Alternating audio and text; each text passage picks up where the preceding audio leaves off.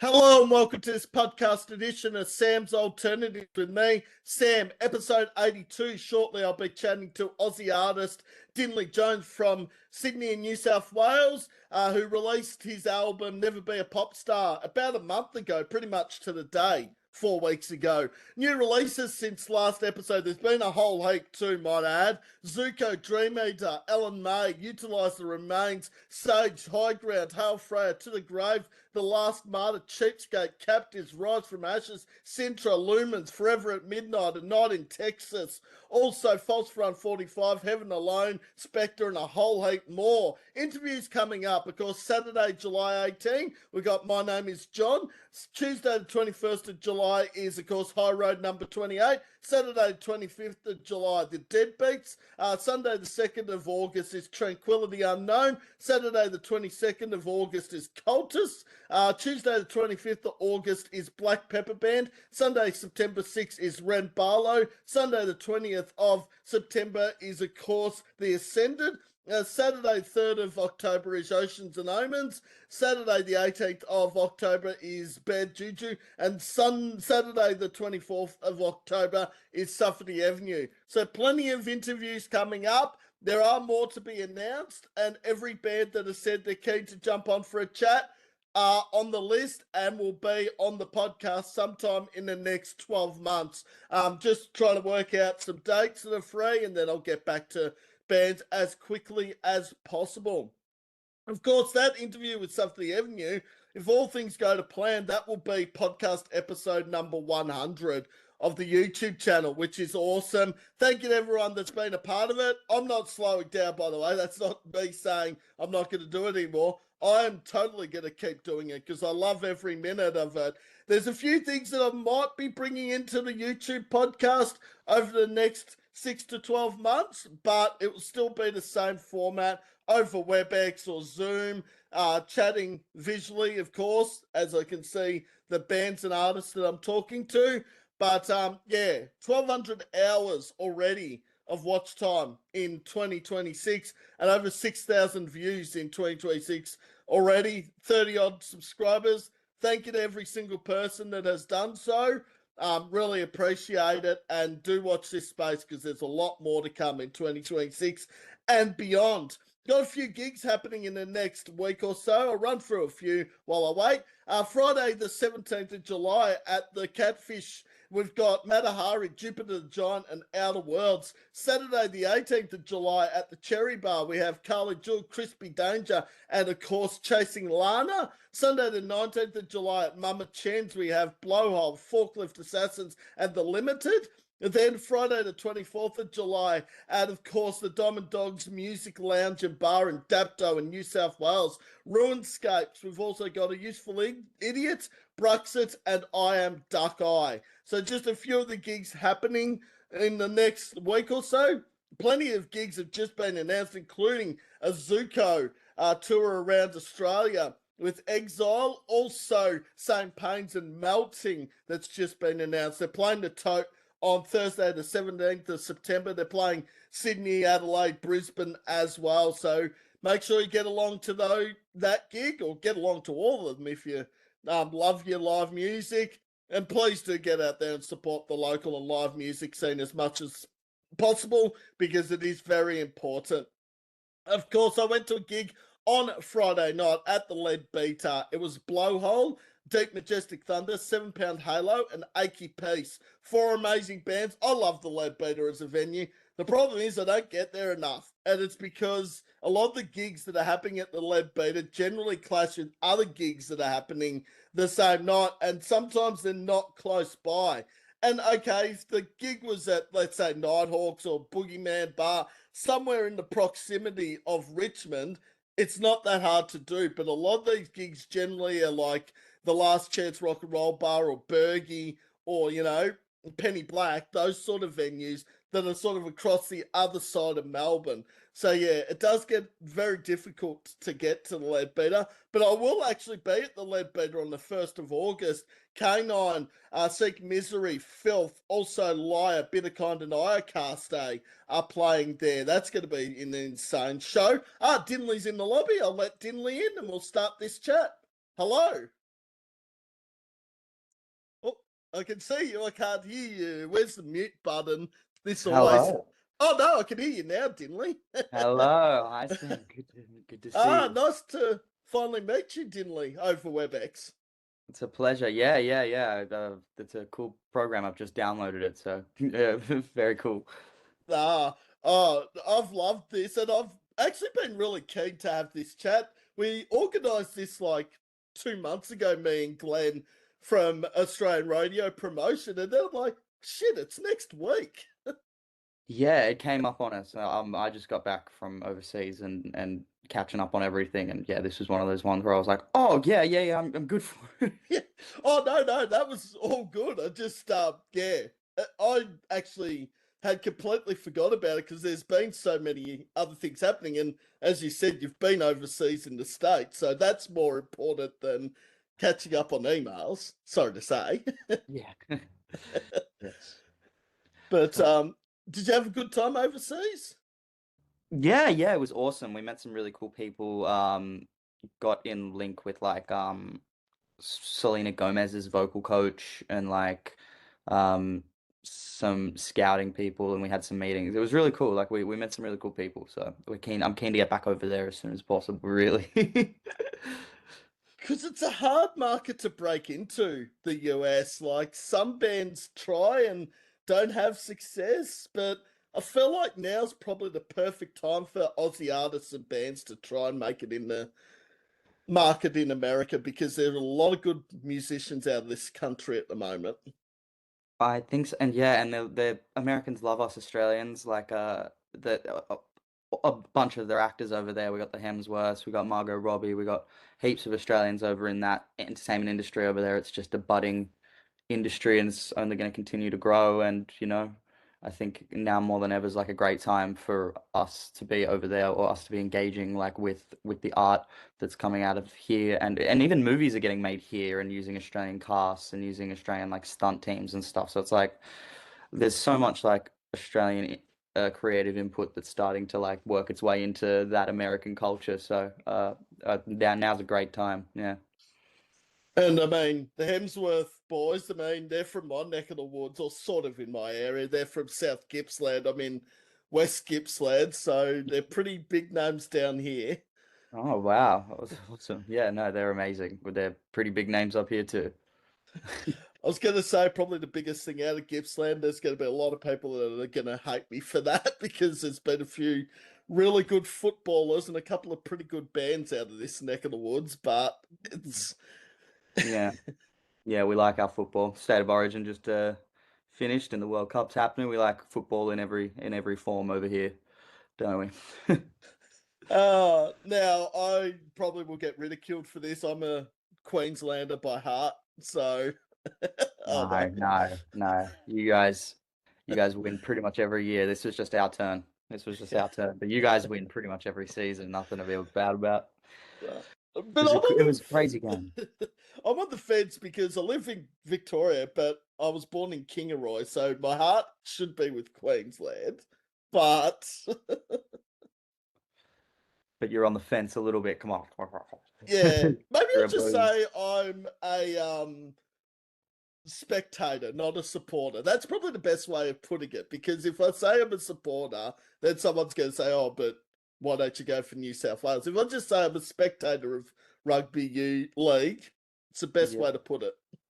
That's that's what I usually say. I've always watched the game from like a really different perspective. My dad um played rugby league, and he played like in the 80s, back before there was any money in it. He played for St. George. But Oh and wow. he was my rugby coach growing up, like my little like my when I was a kid, and he was my teacher. So I'd always just watch the game from like an analytical perspective, because he always would teach me to do that, and he'd always talk about it from a player's perspective, not from like just a spectator, but from like a person reading the game and reading the setups and the playmakers and what they do and how it all works. He would describe it all to me in very great detail from like a young age. So I've never really had a specific team. I've always just liked players. Players have always stood out to me, like Andrew Johns, Benji Marshall, Jonathan Thurston, like that Pretty I've good names to look up to. yeah, exactly. Like they're kind of the what do you call it? The arguable Mount Rushmore of the NRL. Oh, It's a debate. I think Thurston and Johns and Marshall, they're probably three of the four. I don't know who the fourth one would be. They're pretty good ones to have on Mount Rushmore of rugby. They're pretty good. Lockyer maybe. Who knows? There's some great players, man. But yeah, I've always watched it a bit differently, so I've never really had a favorite team, but Uh, I've always had like favorite players to watch. I was always a Canterbury boy when we lived in New South Wales. I don't know why, because we were very close to Canterbury as the suburbs. So I was just like, oh, we'll just say I'll go for Canterbury for the 3 years we were in New South Wales. Nice. Yeah, did you like the time that you were there supporting Canterbury? I didn't mind it because I'm a North Melbourne supporter in the AFL, so they're very similar colours. So Right, I don't know right. why I like blue and white. Don't ask me why. I just do. But It's a great combination. It's a great combination. Blue and white. Yeah, oh, no, I did a bit of a mascotting for the Bulldogs a couple of years back, maybe like 6 years ago. I was doing a bit of the mascot work for the Bulldogs. I forget Benny, no, not Benny the Bulldog. I forget what they, or Bruce. it I was forget. started with B, I reckon. Yeah, had to have. Yeah. Got to have that alliteration. The Bulldog, blah blah the Bulldog. I don't know what it was, but I you was get going it. to say a really bad pun, and WWE fans from 35 years ago would know who I'm talking about, British Bulldog, but I know who you're talking about. I know who you're talking about. Uh, that's showing my age now, Dinley, if I'm talking about WWE from the late 80s, early 90s. Fuck. I'm I'm a big fan. I'm a big fan. I remember playing with British Bulldog back on my SmackDown vs Raw 2006. Oh, far out.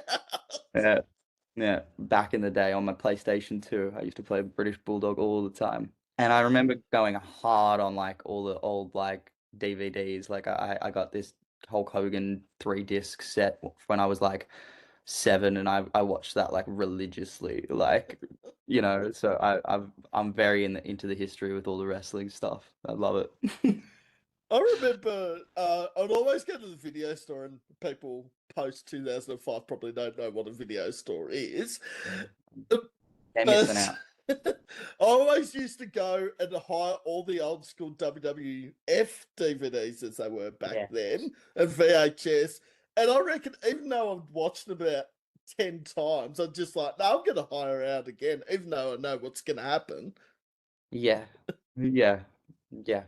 100%. I go back and watch so much stuff, especially when I'm scrolling. Half of my TikTok is just wrestling stuff, like old wrestling stuff, new wrestling stuff, because it's never ending now. It's always wrestling all the time. It's Yeah. always a show happening. But back in the day that you didn't have that access to stuff. But I'm always just scrolling and I'll see something wrestling about 50% of the time on my socials. I love it. I'm obsessed. It's my geek thing.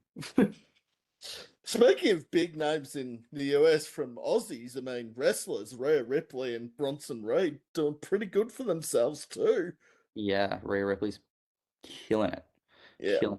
She's always been amazing. I wish I tracked more of her journey when she was in Australia. Like I've kind of got this weird thing where I love filmmaking and I kind of want to make a documentary about like the Australian indie wrestling scene so that hopefully I can get some interviews, and you never know where those Australian wrestlers are going to be in 2, 3 years. They might go to WWE and then they're going to be the biggest thing. And then we've got interviews from when they were like unknown and like just doing the Australian indie circuit. And it's like, I want to do a documentary on that. I'd love to do a documentary on that just so that I can like invest in this scene, like and share my passion with it, and also learn a lot and meet cool people. So that's a special interest that I'm kind of trying to been queue up for the last couple of months now with a mate of mine. You seem to be very busy, Dinley, and it's good to see because you just have that much talent. I also did only just realize this about 2 months ago when Glenn sent the thing through, and I thought your face looked familiar from somewhere. Not that I'm a huge Australian Idol fan, but I always watch the auditions and the top 30. I'm like, what does that name ring a bell? And there it is, top 30 contestant Australian Idol 2025. That was me. Yeah. It was really cool. We got top 21. I got to do Treasure by Bruno Mars, which is like one of my favorite songs of all time, and it's got like the exact energy that I artistically want to present on stage, like fun, good times, great live band sounds, like rearrangements of the originals that really like elevate it from a live perspective. And it was so much fun to perform that song specifically. I really had a great time putting it together and choreographing it, putting all the dancing stuff together. And then I also got to do DJ Got Us Fallen in Love by Usher, which was awesome. I love that song. It was a real particular undertaking because nobody sings like Usher, but Usher's so Usher. So, but to again the same vibe. It was great energy, and I loved putting it together, choreographing it, and performing it, and to just be able to get my name out there on a global stage is something I will take like to my grave. I would like it's a memory that I'll live with forever, and I'll never forget it. And it's something that I'm very, very grateful that I was allowed to do. And of course, your album, Never Be A Popstar, which is an interesting title for an album, given that you went on to Australian Idol to, well, not like in genres of music are very mixed. Like I could see the influences, like it says Bruno Mars, Ed Sheeran, Jamiroquai, Prince. I can see all those Yeah. inspirations and pretty good names to be inspired by it too, might I add. Thank you. Yeah, love them. Love all of those guys. Yeah, the album title for Never Be a Popstar actually uh, came because it was they didn't air this part, but it was the last words that Kyle said to me. Kyle Sanderlands, he said, "I'll never be a pop star," and then I was like, I hope they air that because he just gave me the title of my album, like last words he said to me, and I then went and watched it like back and they cut that part and I was really upset. But I was because it takes away a bit of the context. But that's what he said and I was like, look, it's perfect because anytime someone says never do this or you'll never be that or you can't do this, do it. That's kind of what the meaning of it is and it's saying like just because someone says you'll never be something or you can never do something doesn't mean you shouldn't do it. Try it, do what you want. You get one life, live it to the best of your abilities, like, and don't hold back, you know? Yeah. Uh, Very well said and very valid points there too. Never let anyone bring you down. If there's people out there telling you, "Oh, you can't do this, you can't do that," don't listen to them. Yeah. Give Don't. anything a try. You just never know. Like, Exactly. Yeah. That's that's sort of the the motto. The motto, that's the word. That's sort of the motto and I really, really like that concept of believe in yourself. It's kind of like Nike, just do it. Like if someone says you can't, do it. And for me, that's a message that I think is something that I love to share with people. I love to s- tell people that they can be whatever they want to be in this life. I love to share that sort of positive energy, and I think that's a really perfect like resemblance.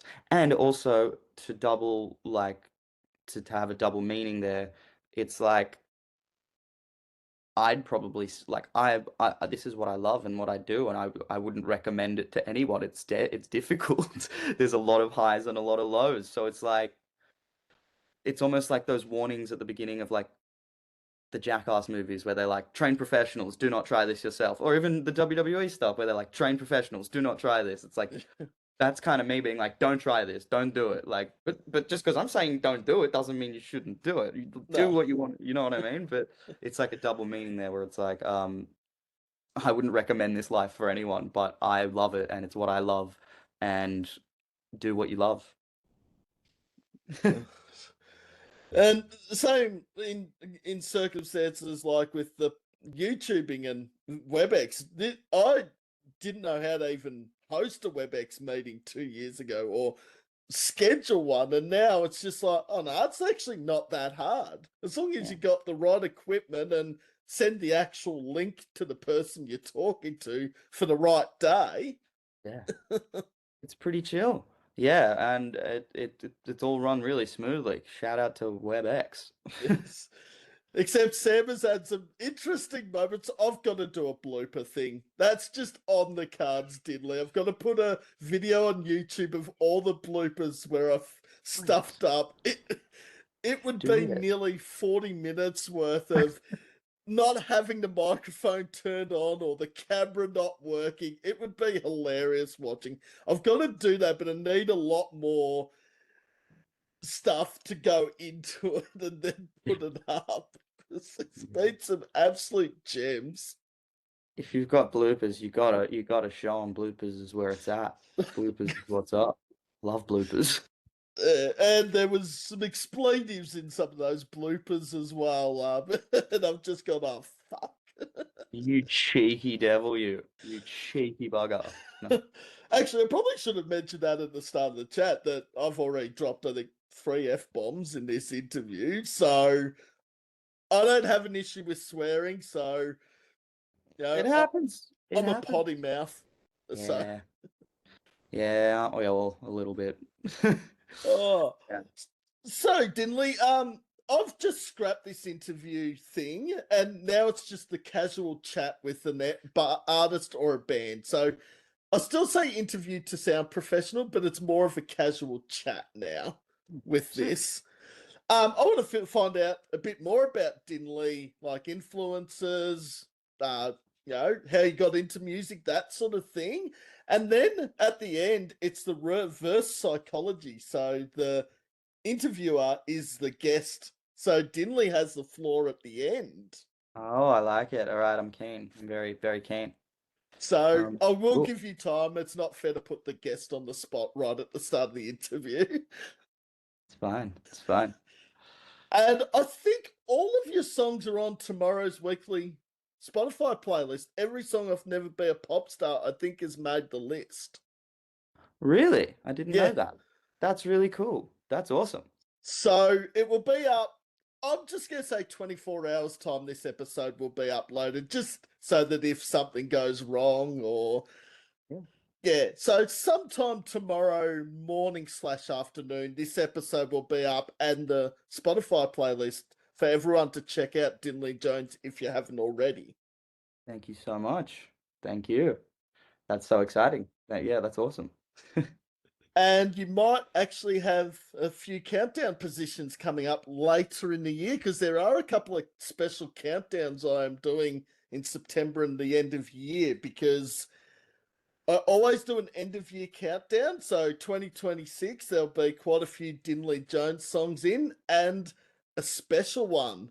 Best songs from bands and artists I've interviewed. So you now will be part of that list as well. Oh, that's very exciting. I'm excited. I'll be keeping my eyes and ears peeled for these countdowns. Yes. So watch this space. I'm not going to give away what songs have made it or where they've come in because that would just be the biggest spoiler in history. Yep. Don't want to Triple give them J, too much. Triple J always did that like 2010, I think. They said, "Oh, Little Lion Man by Mumford and Sons is number one." Someone leaked it online before it happened. Really? I didn't know about that. I wouldn't know. 2010? 2010. I didn't even know Triple J was a thing in 2010. Yeah, no, I wouldn't have known about that. I was not paying attention to Triple J at that age. I was. I still do listen to Triple J a bit because I do like The Unearthed and a couple of the shows on there. Home and Hosed is a great show as always. Yeah, there's some really cool stuff on the Unearthed page. Yeah, I think Triple J is doing a great job. Need more radio stations doing that. That's another topic for another day, though. Yes, we definitely do. All Um, right. Well, the first question is when did you first get into music and what inspired you to become an artist? yeah, so I really started getting into performing and singing and dancing because I would watch my brother do all the musicals at school when I was a kid, when I was a little boy. I told you earlier that I was a little rugby player. That was mostly what I was doing. I was playing rugby and soccer pretty much every day of my life, and I just wanted to do singing lessons so I could be a little bit like my brother. He was the musical theater kid, and then it just sort of took off from there. I started doing like auditions. I got into some shows, and then went into dance full time, and then I had to stop doing sport because I was doing performing arts pretty much full time, and dancing full time.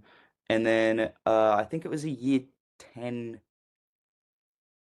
little English assignment where we had to write a poem about something, and I got 100% on that assessment, and then I just sort of wrote it and then did it. Like I did it in about 20 minutes, and I just sort of handed it off, and it got 100%, and I didn't know why, and then I was like, I should write more, and then I had a breakup, as you do at 16, and then I didn't know how to like think about processing those emotions. So I started writing, and I just didn't stop writing, and then I started like making songs from that, if that makes sense. So it's been a wild journey to get from like being a performing artist to like finding that I have a affinity with poetry.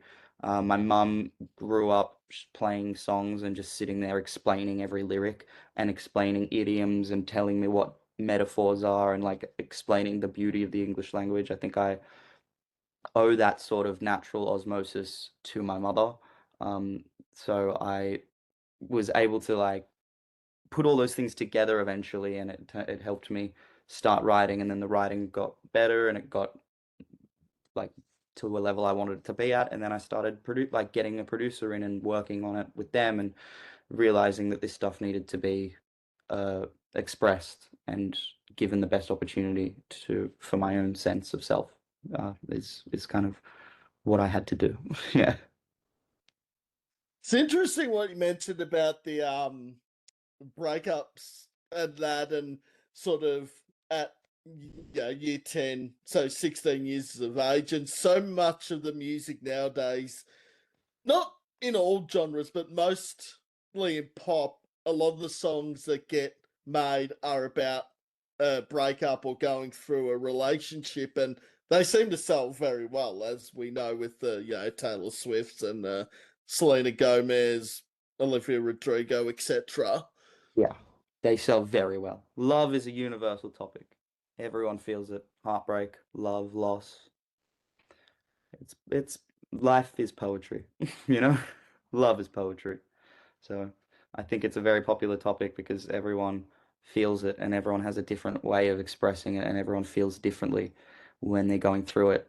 I have friends who listen to like the strangest stuff I've ever heard when they're going through a breakup or a heartbreak or a loss, and I'm sitting there listening to like, as I said, Ed Sheeran, or I'm listening to Bruno Mars, or I'm listening to Olivia Rodrigo or Sabrina Carpenter, or any like anyone who's like really touching my heartstrings in a sincere way. Um, but I have friends who listen to like heavy metal during a breakup. You know, people process things differently, and then I think that's the beauty of music. That's the beauty of art. You know, if it connects with someone, then that's all that matters. Yeah, and like I love my heavy metal. I won't lie, but I don't know if I would listen to it if I was going through a breakup. I don't think. Like there are some bands that probably go to and say, "All right, I can sort of hear what they're trying to express, and it could be getting me through this." But I think I'd go for something a little bit softer than heavy metal. But each to one's own. Each to one's own. Yeah. But you'd look at me and you wouldn't think I'm a metalhead. Everyone's like, "No, you're not a metalhead." Like, it's because I don't have all the tattoos, the piercings, or the eyeliner. Me neither, man. I'm t untattooed, no piercings. I'm I don't know. I'm innocent, not innocent. What do you call it? Yeah, I'm such a baby. But yeah, I don't know. I've never just felt the need to get one, and that's funny as like an artist or a creative. I've never felt the need to get a tattoo. I just never have. The thing is, I'm not so much about the pain that goes with the needles going into your arms or your legs or wherever you're gonna get it. It's more, I don't know actually what I'd get as a tattoo more. That, yeah, I've no idea. I've never had anything that I've come across in my life that's been worthy of branding my skin. I don't know. It's just never been something that I've found fascinating. Maybe one day, but I've never found anything worth putting on me And permanently.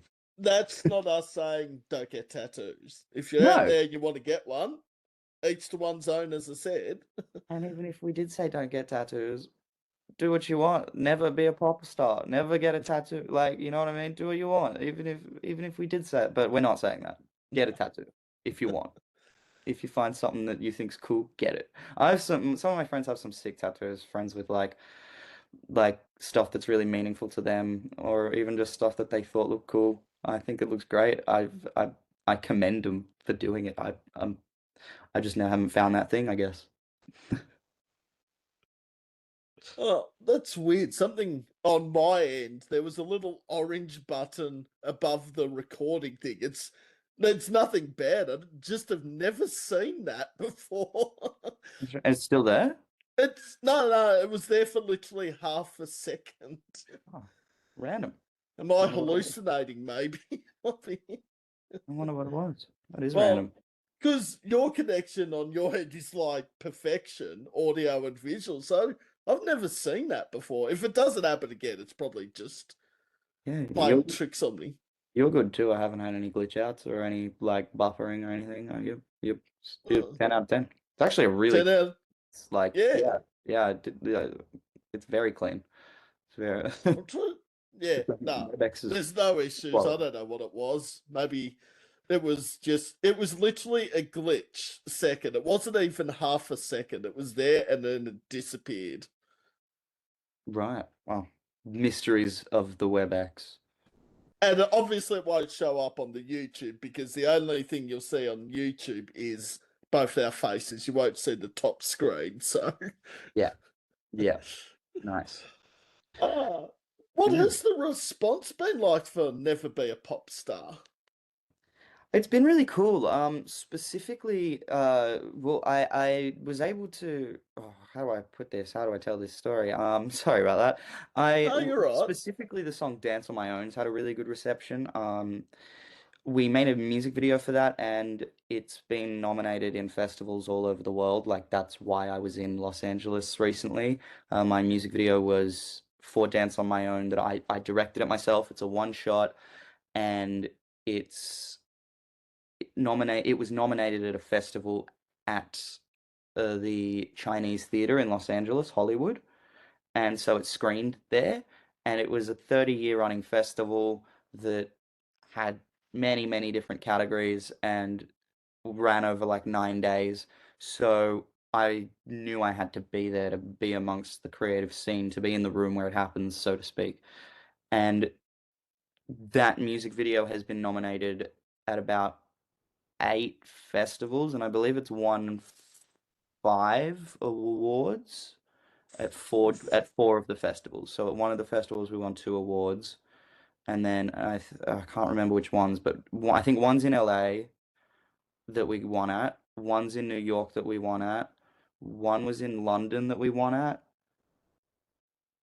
and it might be two in LA, but I could look it up. But it's done really well. It's gotten a really good critical reception on that end. It's been nominated and it's won some awards, which is really awesome. And that's why I was overseas, just to be there for that. And while I was overseas in LA, I was privileged enough to be able to do a gig at a bar called the Hotel Cafe, and I got to perform my set list. It was all my original songs. I got to work with a live band of musicians that I met while I was over there. We had one rehearsal, and absolutely perfect. And that Hotel Cafe is actually a stage that Adele's performed on it. Katy Perry performed on it like a month ago. Ed Sheeran's performed on it. Trying to remember who else. A lot of big acts perform on that stage to do more intimate setups, and even before they pop off and get to where they need to be. So to be able to say like I stood on the same stage as them and performed the same like way as them, and you know, I'm just another name on that list. It's a really cool thing to like feel and to think. And also that location is about to close down and move. So to get in there before they moved was like I'm standing where these people stood, and hopefully one day I'll be able to take that to bigger stages like Madison Square Garden. Wembley. Wembley. Yeah. Oh, The but Allianz Arena. The Rod MC Wave, train. the MC. No. Well, you got That would to be aim sick. big. That would be sick. That would be awesome. That would be really cool. Um, Oh, yeah. but I mean, two things there. I mean, just playing the same stage as Adele and Katy Perry is huge. Ed Sheeran. But I think the big thing out of that is that not only were you nominated, but you won half the awards that you were nominated for. I think that in itself is something pretty special. Thank you. Yeah, it is very special, and I'm very we get messages from different festivals every day because we've because it's had such success in that realm. They We get emails from festivals saying, "Would you like to submit to it? Would you like to submit?" And it's just gotten to the point where it's like, oh, I can't submit to everything, and I got to keep moving, and I'm so grateful for. But a lot of places are wanting to feature it, and so it's been hard to like say no, but it's been a really cool privilege just to even have it seen at all. So yeah, yeah, we won two in LA. I'm just checking now. We won at a place called LA Indie Shorts. We won Best Directing and Best Music Video. Indie X was in LA and we won Best Music Video. And then New York Tri-State, we won Best. Oh, what did we win? I don't know. We won something. We might have won a few. Did we win Best Cinematography and Best Music Video? I don't know. I'll have to double check that one. So we've won in and in London. Yeah, London. We won Best Music Video, which is really really cool. Like really really cool. I don't you know what I mean? I wish I could have been at all of them, and I wish I could have met as many people as I can. I can't survive for too long traveling without of the visas. It's the only negative of overseas travel is the visas and keep Yeah. getting them to work and not expire is probably the best way of putting it. It's difficult. It's difficult. But I wish I could have been at all of them. And I'm trying to get back to LA as soon as I can. I'm really, really keen to get back. I need to do a couple months there, not just 2 weeks. I need to like live it. Because everywhere there is somewhere, you know, and everyone there is doing something. And you could just meet Richard at in the park, and Richard is the CEO of Paramount or something, and you're like, oh, that's crazy. Like there's all that's where it happens.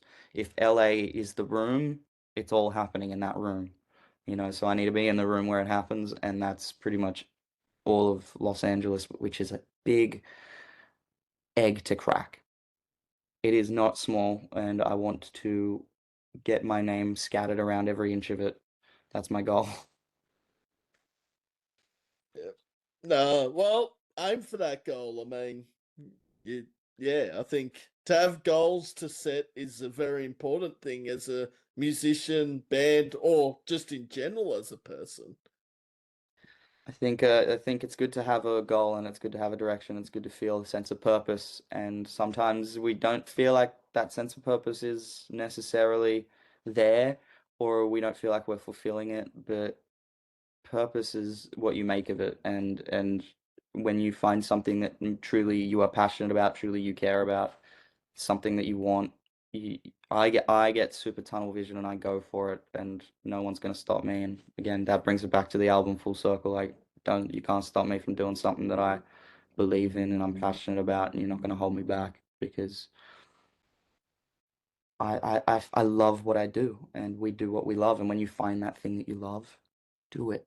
Do it. You will know. You'll know when you have a passion and your goal. If you push for it, there's no stopping you. But you got to try. You get one life. Try. But, Absolutely. yeah. Yeah. So, what does the rest of 2026 hold in store for Dinley Jones as an artist? I've got a gig coming up at the Soda Factory on the 6th of August. And then I think I've got another show coming up in October, but there'll be more details to come about that. Both are in Sydney. I'm hoping to maybe get down to Wollongong if I get a chance as well, do some shows down there, and just see what we can do to promote this album and give it the best legs that we can. And Wollongong, I haven't been to Wollongong in 15, 20 years, but seems to be a pretty big scene there at the moment in local music, I see. Yeah, I have a couple of boys down there who are in a group together, and they know the scene down there pretty well, which is why I might hitchhike on down with them for a bit. And they're amazing, they're lovely, and they're super talented. And I might do some gigs with them and see like what the scene down there is like, because they know people, they know the scene, they know where the gigs are and what's good. And I'm hoping to learn a lot from them and, hopefully expand a bit of the brand at the same time. So Wollongong's not all that far from Sydney. Like, it's a bit of a drive, but it's not too bad. It's maybe about it's anywhere between an hour and 2 hours, probably closer to two. But it's not far. It's not a 10-hour drive or anything, so it's not too bad. But I'd love to get around Australia more. But I'd also just love to get to LA. That's not a reason. That's not realistic by the end of the year. You asked what my 2026 is like. So probably just trying to get around New South Wales and hopefully the wider coastal regions as well. But we'll just have to play it by ear and take every day as it comes. There's also a little thing called costs. Money. Also, it's something that I think every musician and band can relate to. Money, I mean, royalties, that's another topic for another day that I'll stay clear of. Yeah, royalties are crazy. But yeah, it's so hard, like being a musician in a band. I don't think a lot of people, like some people, don't see just how much it takes to be an artist or in a band and all the commitments and hard work that goes into it. Like, I honestly don't know how much goes into it all, even though I'm sort of got mates in bands. I still don't see all the behind the scenes stuff. Yeah, it's a lot of hard work and a lot of longer hours and a lot of slogging, a lot of just doing your own admin when you just want to be creative, a lot of posting on socials when you just want to be writing, a lot of driving when if you had the money you could have flown there and performed and then gone home by now. There's like 12-hour drives when you could fly there in 40 minutes, do the gig and fly there 40 minutes back, and it's like well, that's 12 hours to drive there. That's a different commitment. And then even just gas and stuff like it's a slog for us industry people until we get a break, until we get that opportunity to be bigger, to take that step into the next realm. But when you get to it, it's a different story. When you get to be Justin Bieber's and when you get to be Taylor Swift's, it's like, oh, okay, they get paid to take a private jet. You know. Oh, but also in Australia, like you think you look at the East Coast in particular, like Melbourne, Sydney, Brisbane, Newcastle, all those sorts of places, they don't look that far away. But I mean, Melbourne to Sydney's 11 hours. Sydney to Mhm. Brisbane's probably the same. Yeah. Yeah. And in between it, there's not much. It's a lot of nature. Like it's not very dense in those No. drives between the cities. There's a few little minor cities, but it's not like Tokyo. It's not like LA, where every millimeter is like taken up with Yeah. space, like it's occupied by something or someone. Like we have a lot of open space. So the traveling to get to places is it can be treacherous. Because this happened because I went down to Bendigo in Victoria for a gig. This is a couple of months ago, and the amount of Melburnians, I'm not gonna single anyone out, but they're going, "Oh, it's such a long travel for you." I'm like, you do realize where I live is still in Victoria, and they're like, "Yeah, but you traveled all this way." I'm like, there's a band there that travelled from Port Pirie. There's a band there from Newcastle that travelled to Bendigo. That is like 4 times the length of Yeah. what Warragul to Bendigo is. So it's just like, I don't know. Some people just seem to think if you're one part of Victoria and the gig's in another part of Victoria that's not Melbourne, it's like Melbourne to Townsville away. Yeah. Yeah, I don't know. I think that everywhere's it's just so there is so much space. They're big states and like you could do a show in New South Wales. I've done shows on the border of New South Wales and Victoria, and I've had to drive there, and that's 12 hours or something in itself, and it's inland and it's very far. And it all depends on, I guess, how you get there. But yeah, there's Australia's a lot bigger than we think sometimes. It's very widespread, there's a lot of distance to cover, no matter where you're traveling. Yeah. Even if you're in Tassie, still like Lonnie and um, Devonport are a few hours from Hobart. It's not next door. I've Never been to Tassie. I really want to go. I'm keen to go to Tassie one day. only been there once, and probably not the best time of year. It was this time of year, and it was freezing. Freezing. Close to the Antarctic, eh? Very close. Probably one of It the is a closest. nice, it is a beautiful place, Tassie, but maybe next time I'll go in summer. Yeah, good idea. What country is the closest to Antarctica? Is it, where's New Zealand in the, oh no, Argentina. New Zealand's further down, isn't it? I'm trying to think. I would have thought it was Tasmania, but it's Argentina and Chile. Argent, oh, South America. Oh, yeah, I see what you mean now. Yeah. Hmm.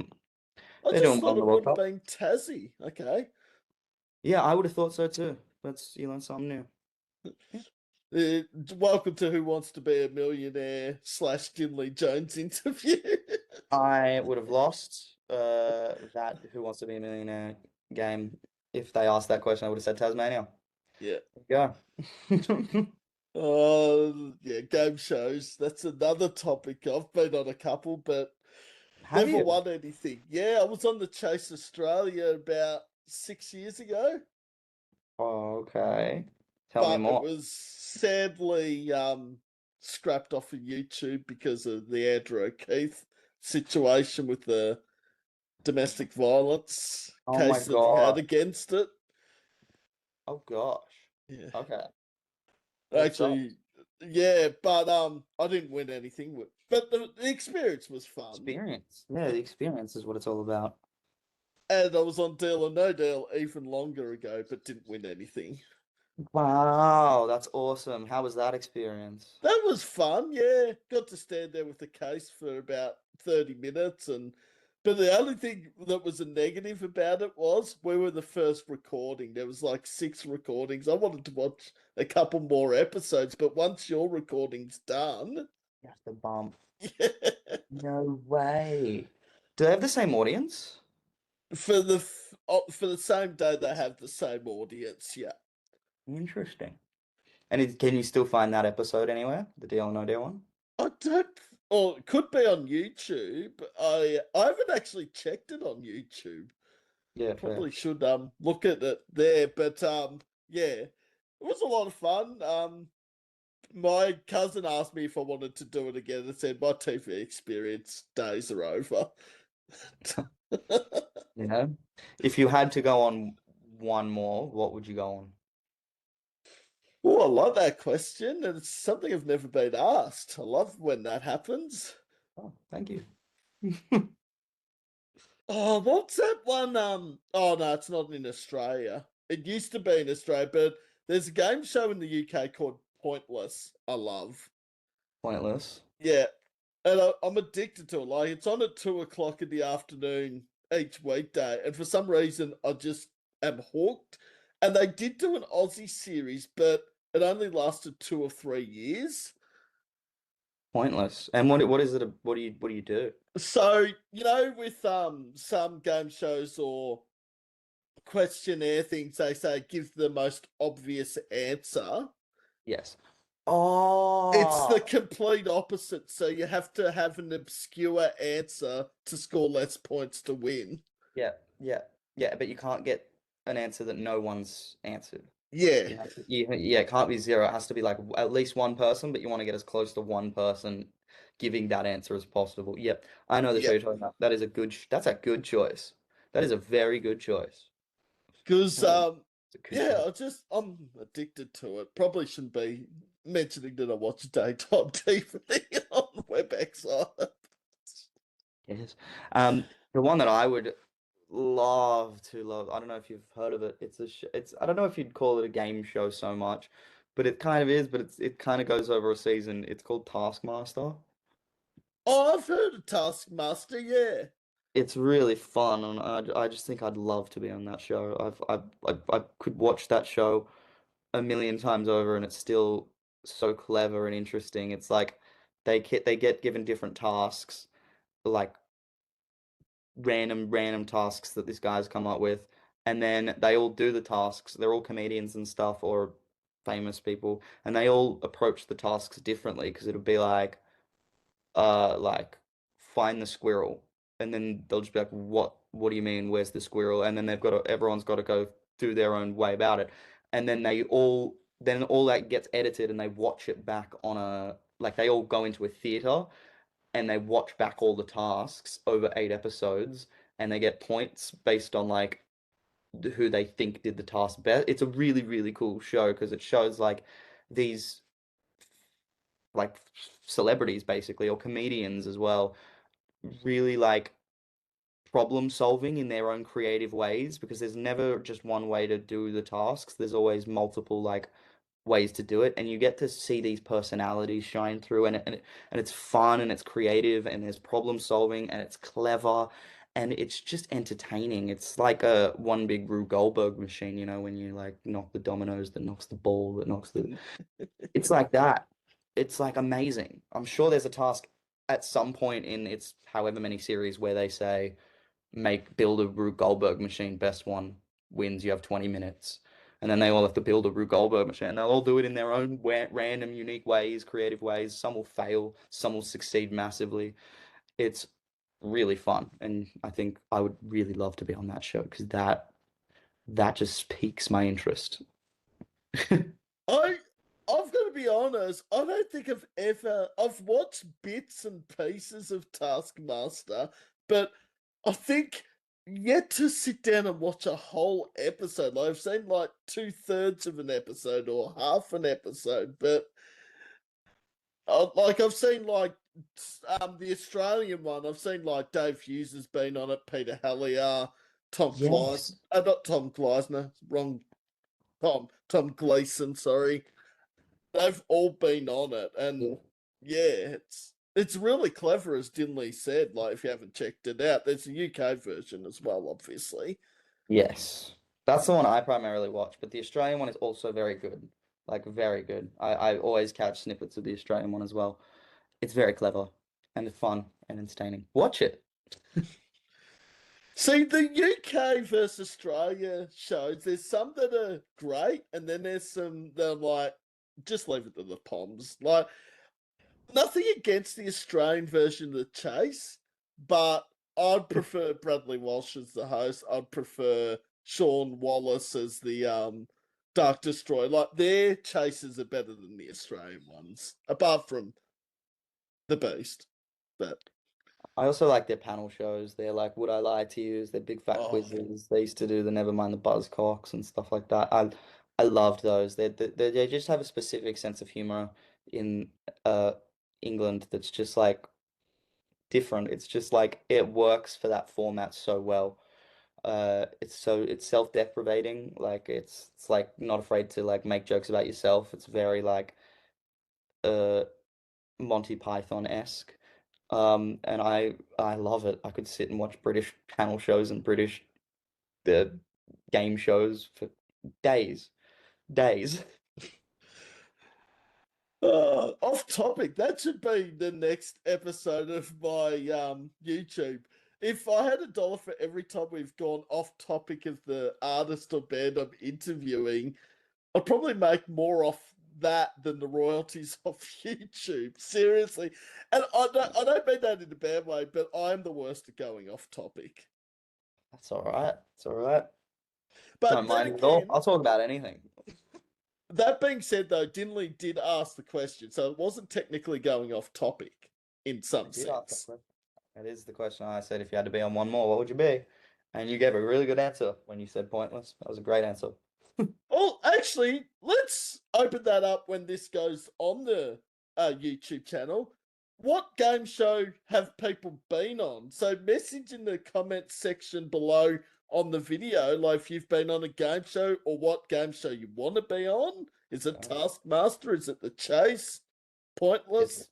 is it does Australian Idol count as a game show? It's a show. It's a It's a show. competition show. But no, is it the chase? Is it pointless? Is it mastermind? Is it survivor? Who knows? I'm keen to And know. don't say Married at First Sight because it's not a game show. As it's not a game show. Love Island. Australian Idol's more of a music competition than a Yeah, it's not a game game show. show. It's not a game show. Oh, all right. Best review or feedback that has stood out to you that you have received? That's a good question. Um, I think the best feedback that we've received is again in terms of like the music video in the film festivals. We've just had really awesome feedback that's been, especially in the film world, that's been that like the stuff that we've put together is on a level that LA likes. That's been a huge compliment because, it's one thing for you to feel like you're doing stuff that sounds or looks professional in Australia, but if you go over to LA, they can just brush you off, be like, yeah, that's cool, but we do it 10 times bigger, 10 times better. That is what they do. And to be able to go over there and present this stuff and be like, what do you think? And then people come back and be like, this is amazing. Like that is like it's like that is the best feedback. You know what I mean? It's so like beautiful to think that that effort was not in vain that we've put in. And I couldn't have done it without so many incredible people that I worked with. My DOP Leo, my lighting and gaff and producer Elder, Christopher Elder, he's amazing. And my dancers for the music video, Jess, Sasada, Miku, Takashi, and Marcelo, my friend Harry, my best friend Harry, who choreographed it with me, and my friend Bish, who produced the songs in the first place. Like these are all people that I couldn't have done it without, and to think that they are all helping to create something that I could take over there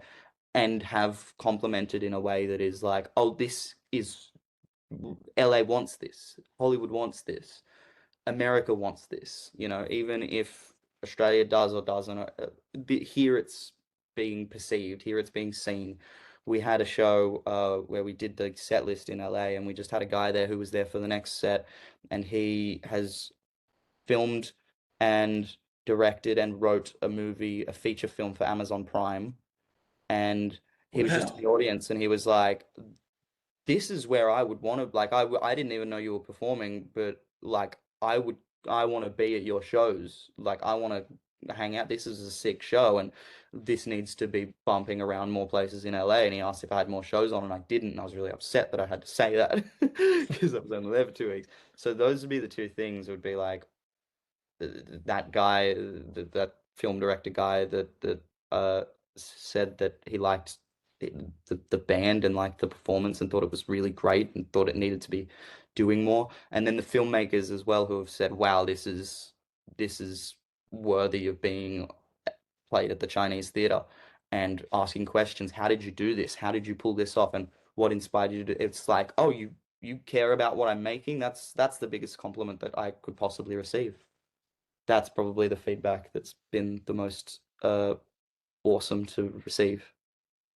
And it also sticks in your mind too, those sort of things, like one person that has said something like that. And I think some people out there don't realize just what one person's feedback, review, compliments to a musician or a band mean. Like, because, that band, could be having a horrible time, like going through some tough times or sort of struggling with stuff. And then to hear someone actually say that about your music videos or your music, it's pretty fucking special. Yeah, it's very special. And I it really justifies all of the sleepless nights and all of the pain and heartbreak and sorrow and like really you when you create something, whether that's a song, whether that's a dance, whether that's a music video, whether that's a movie, whether it's a piece of art and on a canvas, you're kind of like putting a vulnerable piece of yourself out into the world. These songs come from my heart. I make music not to tear people apart, not to like create a discourse that tears people apart. I want to make music that brings people together. And I love that process. And that process can be very, very a vulnerable one. And so when people turn around and appreciating it, and seeing the value in it, it kind of it's a really big positive for us, and it really makes us feel like we're doing this for a reason, and there's a reason that we're doing it, and it gives meaning to the madness. It's not just madness. There's someone that this is affecting, and someone is being impacted by this. I'm making someone feel something, and I want to share this feeling with them, you know? That's really special. We don't take it for granted. I've sat with that memory since it happened, you know, since getting a compliment from like even just one specific person that said this needs to be doing more. It's like that's that's like music to my ears. That's why we do it. No, absolutely. And I always say it's very important. If you got something nice to say or feedback to a band or an artist, don't think about it, just do it. Send the message or approach them at shows. Yeah. Easy as that. If you got love to give, if you got some support to provide, do it. If you can put a smile on someone's face, do it. I'm going to answer that question, and I think the easiest feedback or review that I've ever received is when a band says, "When's next time happening with the interview?" Because Oh yeah. really, that in itself speaks volumes and means so much more than I think what a lot of people realize. Because if I hear when a second time a band wants to jump on, that means more than 100 views of any video or however many subscribers. That really does, yeah, feel really special, because I'm happy if someone jumps on once, but to hear someone say, "When's the next time?" They enjoyed their experience. Mm, Yeah. Can't take that for granted. No, like, uh, and I can't wait for the next one. I've enjoyed the experience too. So I hope that you have as well, and so I'm always down for Oh, that. the only negative, and I say this about every interview, Dinley, and it's no offense to any of the guests, it just goes too fucking quick. Sorry, Yeah, in a nice way. The time just goes far too quick, and every interview I get off, I'm like, where did that time go? Why didn't I ask this? And it's, there's always more conversation to be had. Always. Uh, I completely get it. I agree. I think life's so short, and we only get a finite amount of time. It all goes too fast. I feel that not just with interviews, just with everything. Everything enjoyable you're like, it's all just I just don't have time. I don't have time to do all the things that I want to do. But you make the most of the time that you get, and you appreciate every moment. I feel like that's 2026 in a nutshell. Too fast, too many things happening. We're in freaking July already. No, I just don't I need it to be over. I need 2026 to be done. It's all coming too quick. All right. Well, I'll fly through a few quick questions and then there still is time if Dinley wants to ask another question outside of Mhm. the game show, which I love that question. So, Very good. I enjoyed uh, the answer. favorite song off the album Never Be a Pop Star? My favorite song off the album would personally be probably A Whole Life in One Night. To me, this album is meant to have a sense of urgency. This album is about now. It's not about tomorrow. It's not about yesterday. It's about right now. It's about living in the moment. It's about not taking anything for granted because you never know when is your last breath or when someone else is going to walk out of your life or when so the idea of now, the urgency within that is so prevalent across the album. I've got songs called like Now or Never. I've got and I think the song that perfectly emphasizes that meaning in the album is Whole Life in One Night because that's perfectly even just the title just says we're going to live a whole life in one night because who knows, we might not get tomorrow. And who cares what happened yesterday? We're going to do everything tonight. We're going to live a whole life because life is short and we're going to make the most of every moment we get together.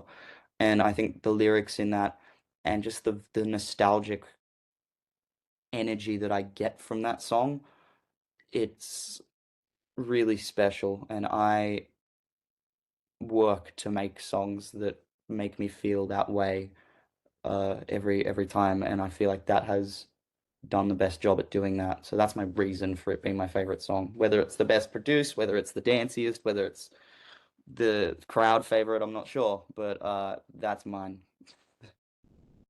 I think it's a great title for a song as well. Like, yeah, I mean, a whole night, like that in itself, that three words there, I think, yeah, it really is all about what you said and taking every opportunity, forget what happened yesterday, look what Bugger to the tomorrow. future. Yeah, It's yeah. what's my favorite song? I listened to the album before this interview, as I do with every interview. Don't Oh, like going in with not knowing about the latest release. To some part, I do like the song you said, but I think my favorite probably would be Dance on My Own. yeah. It's a fun one. And because that's the first song I actually discovered of Dinley Jones. So I think when the song you discover is the first song that you discover from the band or artist, it has that special meaning to it. Yeah, yeah. You found them for the first time, and it's like, wow, yeah. I've got now that you mention it, a few artists on my list that I'm like, well, my favorite song of theirs probably is the first song that I remember listening to, and that there's probably a reason that they became an artist that I would listen to all the time. It's probably because of that first song that made me go, oh, there's that. Yeah, it's like watching a movie and being like, I wish I could rewatch it for the first time. It's that memory, which is There's cool. so, It's there's it's a some great move song.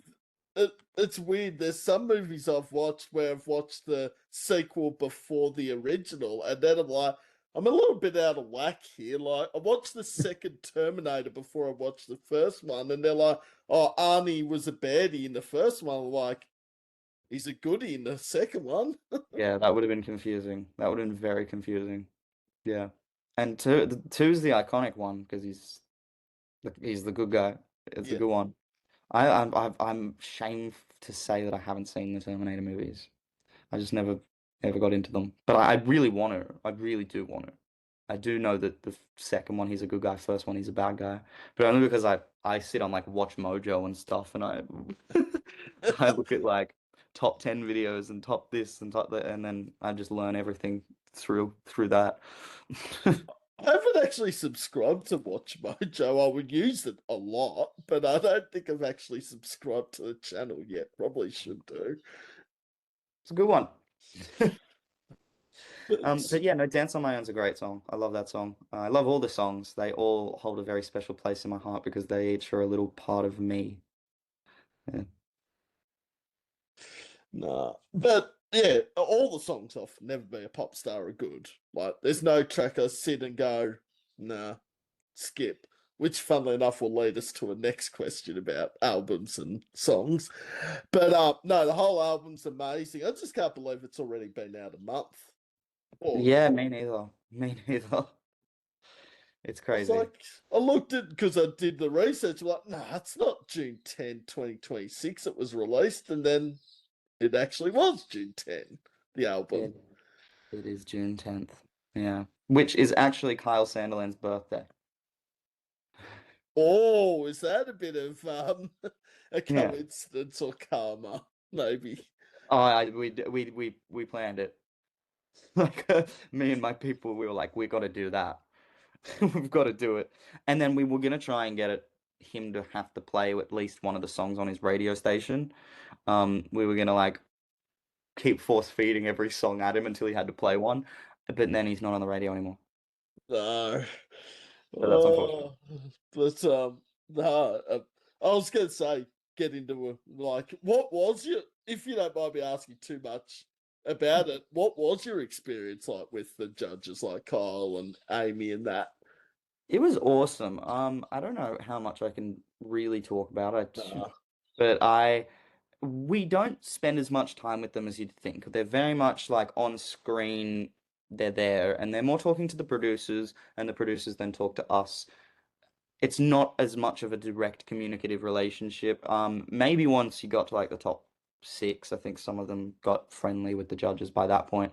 But when we were in top 21, it was still very when it was still at the stages where the judges were doing the eliminating and not the audience, I think they were still a bit distant with us because they still have to cut us. They still have to get rid of us if they don't want us. So I would assume once it got to audience vote and the judges didn't have to be so like opinionated, then they were able to like probably bring the barriers down a bit. I didn't really get to that point, but it was a great experience. I met like some incredible creative people, some amazing songwriters, and really great singers that all deserve to be working in this industry just as much as the next. So I think that and it's an experience that we all went through together, and I think we'll all take like remember that for the rest of our lives. Don't think that's an experience that many people can say they've shared, and I I loved every second of it. It was highs and lows, roller coasters, but I am so glad I got to be a part of it, even if it was big, even if it was small. No. Fair enough answer. And yeah, I didn't want to sort of get you to go into too much of it because there could be, yeah, I don't things. know, but I'm not really, I'm not really. I don't think there's anything I can say that would bother anyone. But that was great. We didn't get to interact with them very much, is basically the answer. But they were nice when we did interact with them. They were Yeah. cool people. Like they're people at the end of the day. So yeah. All right, we talked about albums. Now, this is relatively a new album, and I like a new album. Good on me. New question. But which album can you listen to from start to finish without skipping a song? Good question. I've got a few lined up. I could listen to 24 Karat Magic, start to finish, no skips. Bruno Mars. I could listen to Michael Jackson's Off the Wall album. No skips. No skips on that for me. And the Ed Sheeran Divide album is probably one of my favorite albums ever. Those three albums are easy listening all day, every day, no skips. I've got them saved in my Spotify, so when I go on long trips, I can just play them on repeat 12 times. Those three albums are probably a good example. I could probably name more, but those three are the ones that come off the top of my head right at this moment. Now, Divide's the one with Castle on the Hill, Go Away Girl, Shape of You. I thought it Yeah. was. Yeah. Dive, Happier, um, Supermarket Flowers, I believe Perfect on there. You look perfect tonight. I don't think Thinking Out Loud's on there, but I love Thinking Out Loud. I think Um, that's the album before. before. So And the Lego House is the album before the one with Thinking Out Loud, I think. yes, I think so too. Because he has all sort of like The maths green, things. yeah, the green one. I don't know what it is, but it's the green one. I think it's Divide? the No, not Divide's the divide. blue one. Divide's the one with Castle on the Hill. Multiplication? I think it might be Multiply. Yeah. The Green album. Let me check. But that album's great. I think that's Thinking Out Loud. And then the orange one is um the Oh, orange what one is is the first one. orange? I think it's It's Plus. plus. Well, that Yeah. would sort of make sense if the others are multiply and divide. Yeah. Yeah, it's Subtract, Plus. Sub subtract wouldn't really sound as good on an album as multiply or divide, no. I wouldn't Well, think. he's got an album called Subtract. And then I think Ah, he's got an album called Equals. I think it went the orange one Plus with Lego House, green Multiply, Thinking Out Loud, blue Divide, Perfect. Subtract, I think, has oh, I don't remember. oh But no, it's that one. yellow. It's yellow. Yeah, what was that? There was a couple of songs off that album, and I should know them. And then he has Equals, I think, which has like Camera and Celestial. Um, I don't know what else. But again, the blue one's my favorite album. Divide, my favorite. But they're all great though. Equals had Shivers and Bad Habits. Oh, Bad Habits. I knew because I've heard that song off that album equals because Bad Habits got played a fair bit Yeah, on of the course. rounds. Of course. It's a great song. And then yeah. Oh, and then he's put out Play. Play was like Sapphire and Ozzy's Arm and Old Phone. What was Equals? Did he not do Equals? I swear he did Equals. Oh well. It's a cool album collection though. He's great artistry. He's done collaborations with some pretty big names and interesting names. Eminem, Justin Bieber. Didn't he do Perfect? Or there's an alternative version of Perfect with Beyonce, I think, as well. Possibly. I think he did do a song like a remix feature with Beyonce. I don't know if it was that song. But yeah, he's written for so many artists. Great writer. He's collaborated with Justin, he's collaborated with Eminem, but he's written for Justin as well. He's written for One Direction. He's written for so many boy bands and so many artists, and he's just a great writer. He just obviously is a great writer. Yeah, Seems those like a top bloke as well in the industry as well. the type of guy you could grab a drink with and hang out at the pub, grab a meal, chat. Seems really nice and genuine and wholesome, down to earth, and like a good role model, you know? Wish all musicians and bands were like that, but sometimes the fame goes to people's heads. And It's a thing. What can you do? thing is, though, the artists got to remember without the fans, where yeah, that's the way I like to perceive uh whatever gifts God is gracious enough to dispel to give, I try to think that like I'm just one person, and like if someone compliments me or I'm having an impact on that one person, then I'm doing a great job, and like it's it's super important to me to like have that perspective of like, sorry, the whole screen color just changed. I don't know if that happened for you. For me, it did. Like it went from white to black, I think, because of a time thing. Oh, But okay. yeah, the background. I try to have that perspective of like you wouldn't. It's all about the people listening, and as a performer, it's not about me as I love performing, but it's about the feeling that I can give the audience. It's about that person who's watching with their eyes gleaming and who just want to feel something, and that's what performing is about. It's not about me. I love performing, and for me, I love writing and creating in any aspect. But when I get on that stage, it's about giving the audience the show that they paid for, the show they deserve, something that they can be proud they spent their money on. And I feel like that's, I don't want to just get up there and press play and then lip sing. I don't want to get up there and just press play and get the audience to just sing without me. I want to interact with that crowd. That crowd is the reason I get to do what I love to do. You can't be a performer without an audience. No, not at all. All right. Two last ones, and they're probably the obvious ones that get asked at the end of nearly every interview is where do you see yourself as an artist in 5 years' time? Hopefully, living in Los Angeles, hopefully, either touring the world with my music or helping to write and direct over in Hollywood. That would be a dream come true. Or ghost writing with some hopefully artists from Sydney and helping them get those opportunities themselves.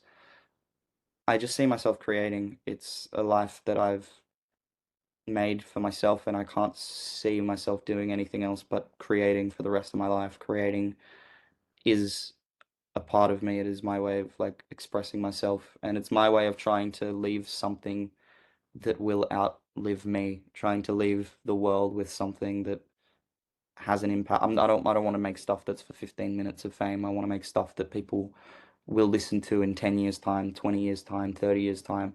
So I just see myself creating no matter where that is and no matter what capacity that is. It's all I know how to do, really. So, yeah. I like that answer, and I think a lot can happen in 5 years' time, and all those things are achievable. Yeah. Ideally, touring the world with my band, with my dancers that I love, that I've worked with for years, that have helped me and supported me on my journey when others didn't.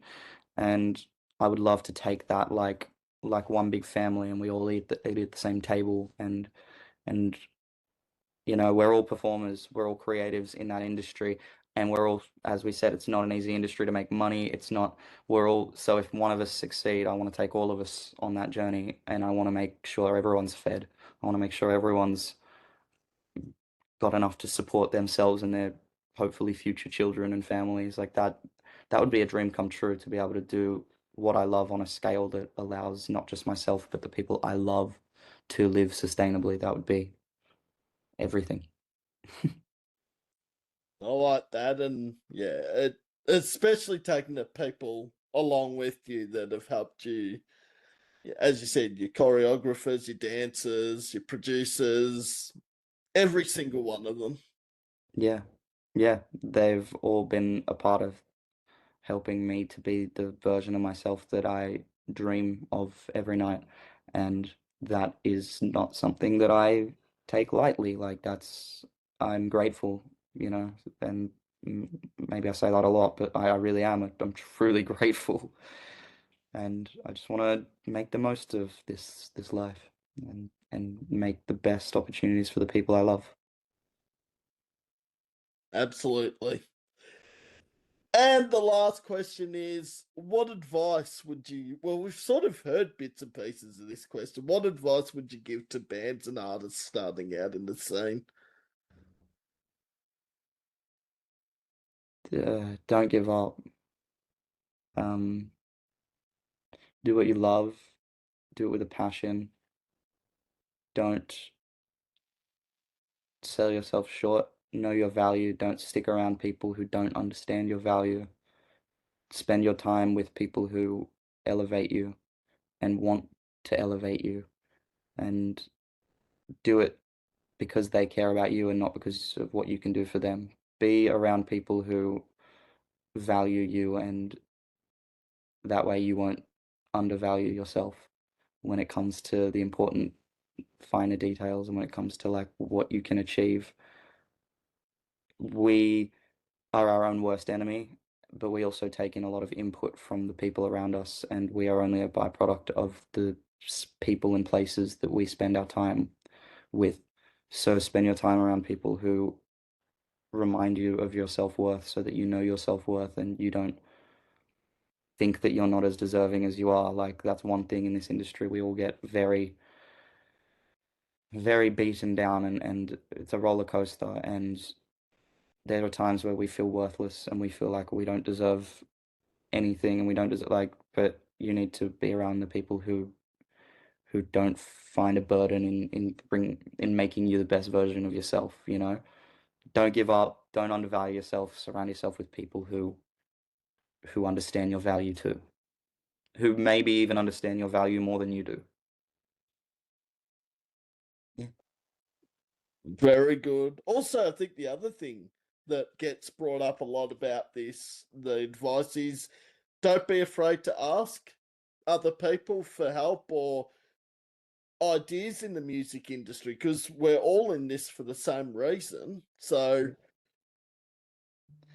Couldn't agree more. I think it's a big industry, but it's also a very small industry, and the more that we can do to support each other and the more that we can do to elevate each other, the better. I want to see everyone succeed. I want to see everyone thrive, and I want to see everyone happy doing it. So I think it's super important to just believe in yourself, don't undervalue yourself, don't sell yourself short, and surround yourself with people who elevate you even more. none of this us against them thing that some I'm not there. I haven't come across many bands and artists like that, but the ones that are just it's all about us. We're not there to help. It's not going to get you far in this industry, and you'll be found out. Obviously, Yeah, yeah, that's the thing. Uh, it's a small world. It's a big industry and a small world. So do good and good things will happen. At least, absolutely. at That's a least I hope so. valid. Otherwise I don't know what would. I would hope so. Um, Actually, that's a very valid point in life, in general, whether it's as a musician, artist, or any other occupation out there. Just yeah, help.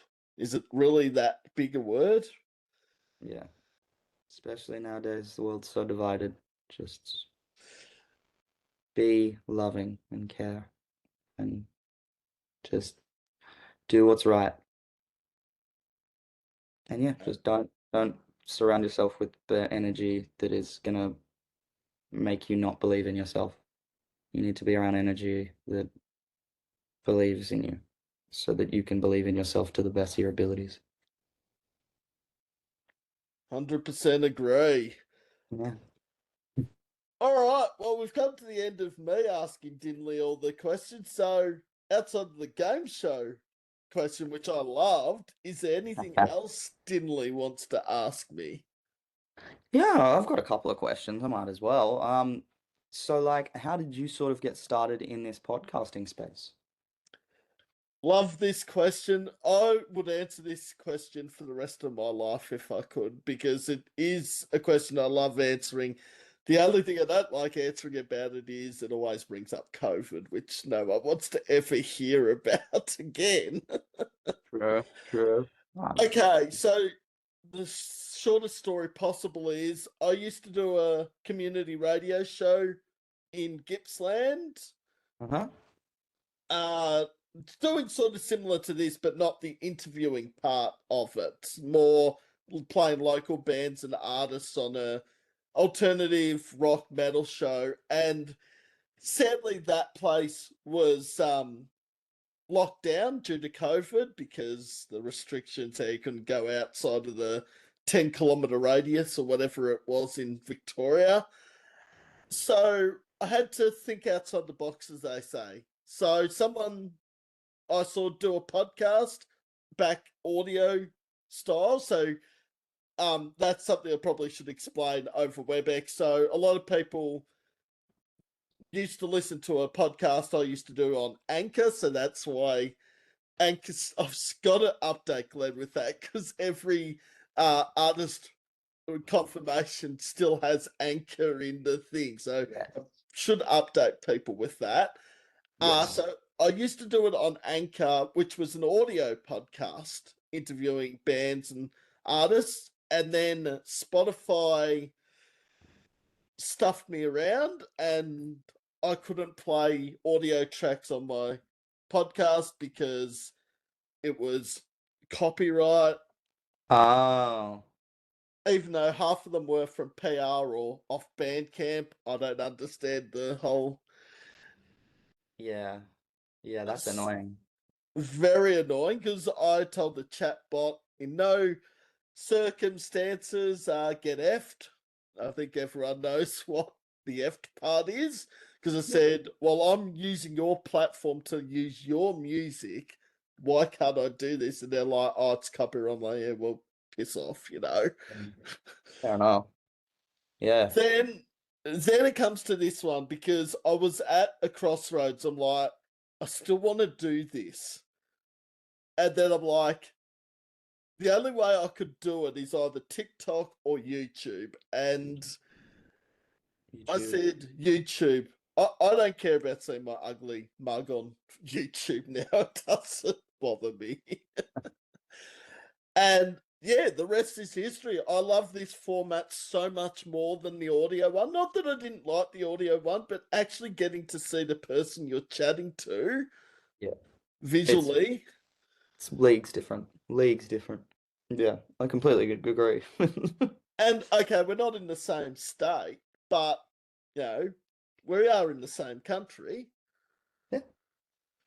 I think yeah, a video call is always nice to break down that barrier a little bit. It's because I do a lot of the radio interviews as well, and you don't really get to see their faces very often. Sometimes on occasion, but not often. Usually just a phone call and just a distant voice, and it's a bit harder to like really connect and get to know the person as well. It's also like you get an hour, so whatever, however long here, so you get to actually like just chat about whatever, and you're not so you get through the talking points, but you get to just also hang out and have a good chat. I think it's really I, cool. I think the other thing, what I like about this, like the what Dinley said there is absolutely correct. I like the idea of, you know, have more of a conversation and a deep, meaningful chat.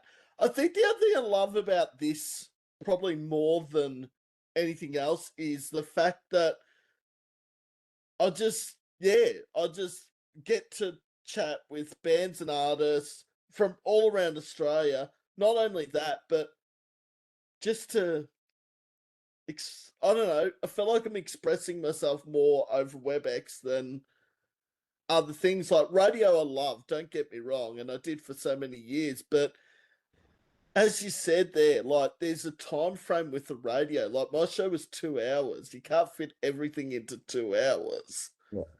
Yeah. Yeah. That's a really like a really cool. And so with radio, how long were you doing radio before? Or just on 14 years. It almost got to 15. Nice. That's crazy. That's cool. And it was the same station? Same station that whole Mm. 14 years. Wow. And you Fun. think, everyone says, oh, why do you if you don't like the sound of your voice, why if you chose radio or podcasting? And it's just like, I just get used to it now. If I hear my voice, I'm just like, whatever. As long as people can understand what I'm saying. Yeah. And how did you, as you said, you like why would you pick it if you don't like the sound of your voice? How did you get into the radio stuff in the first place? What sort of led you there into doing radio? So my mum's partner is a post, or used to be a postie around Gippsland area, and a couple of the people on his round actually worked at the radio station that I would spend the next 14 years at, and they said they need someone to do a monthly, so 4 weeks on, 4 weeks off radio show. And I'm like, can I play anything? And they're like, we just want an alternative rock show. I'm like, sign me Oh, up. sick. That's a really cool way to get into it. And I'm just like, because he said, oh, you won't need any training. I'm like, no, because obviously I'd had previous training a few years before that didn't lead to anything of radio, but I'm just like, nah, I should be right. The first show, I was like nervous as all hell.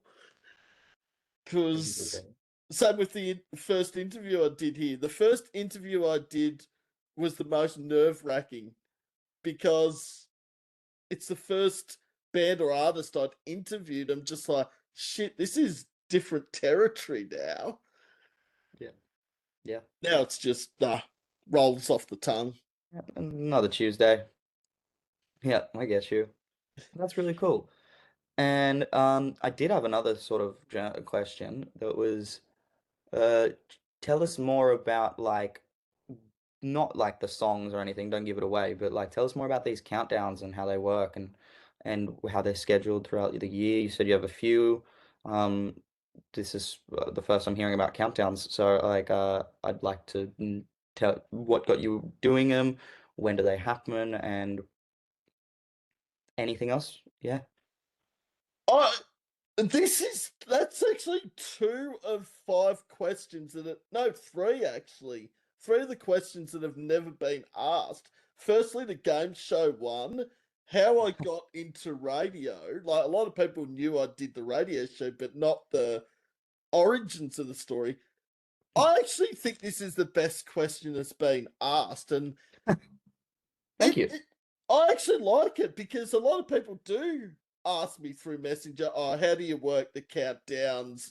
Obviously, is there a how many times you play the song, or on like with the songs from bands and artists I've interviewed, have they been like what's been my favorite interview will be number one?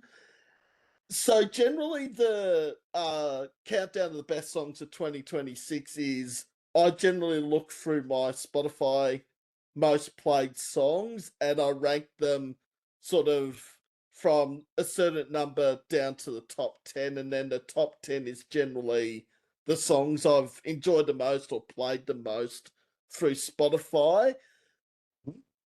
The best song from bands and artists in the interview countdown is a lot harder though because all these interviews I've loved. So how the hell do you rank that? How do you rank that? That's yeah, fair.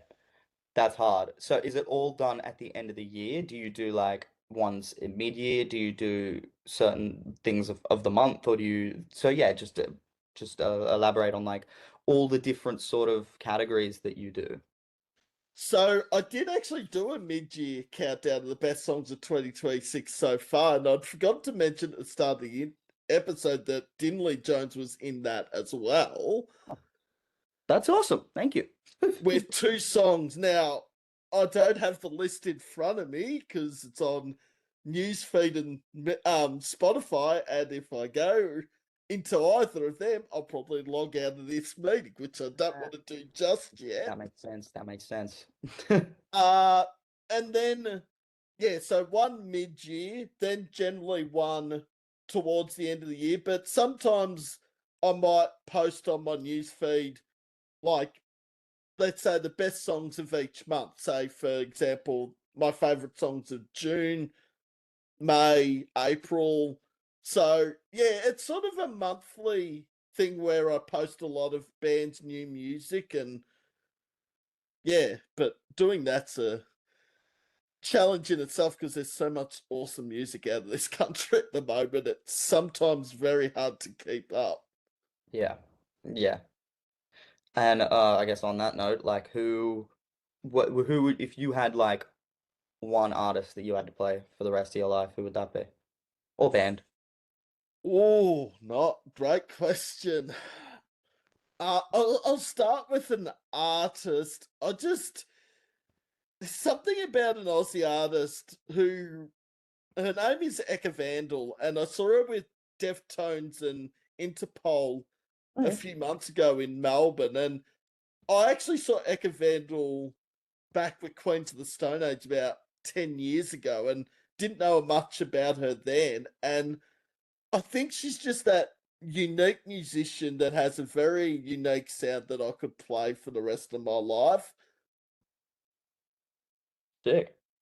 Band And wise, oh, yeah, that is a difficult. I'd say probably someone like Foo Fighters or Queens of the Stone Age. nice. Yeah, fair. Foo Fighters is definitely a good choice. Bit of Dave Grohl. Good choice. Nice. And then what did you sort of grow up listening to when like did you grow up with rock? Did you grow up with metal? Did you grow up with like friggin' hip hop or disco or what did you grow up with? Country? It's a bit of a mixed bag. The rock side of it definitely, but I was into the really old school hip hop and rap. Like I'm a massive Beastie Boys fan, massive Public Enemy fan, all that really old school hip hop that just yeah. If Beastie Boys is hip hop, I think it's more rap, It's rock. pretty like OG hip hop. Yeah. It's pretty OG. I like it. Good choices. Nah. Sick.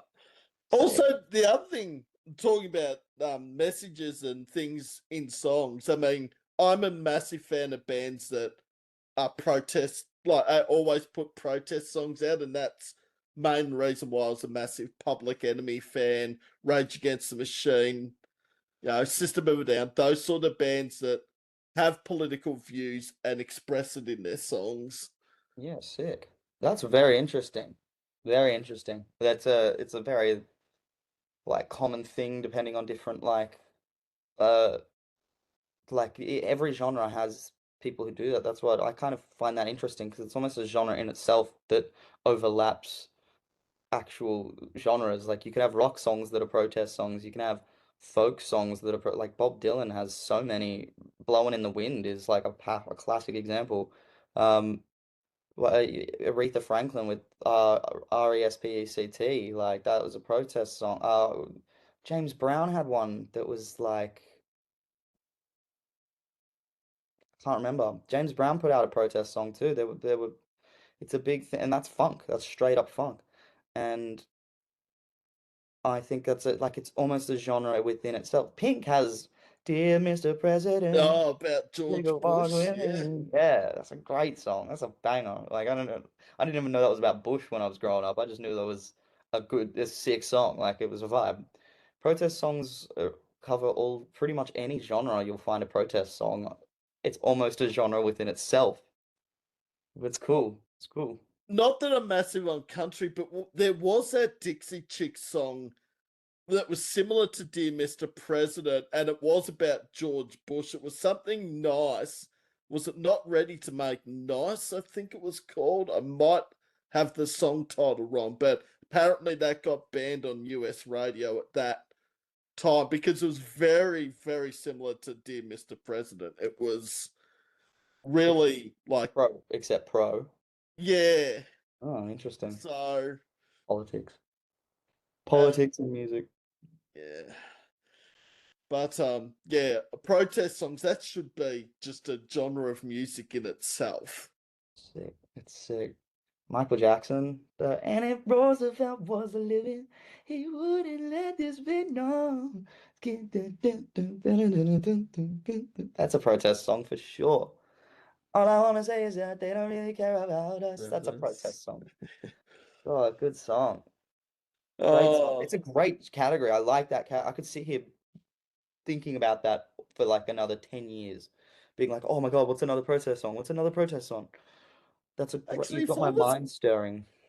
if I know that's another game show, but there's one on the ABC called Hard Quiz. I think if I had a category, because in Hard Quiz you get a category that's your specialist subject, I think it would Mm-hmm. be protest songs the last Not a 50 bad years. idea.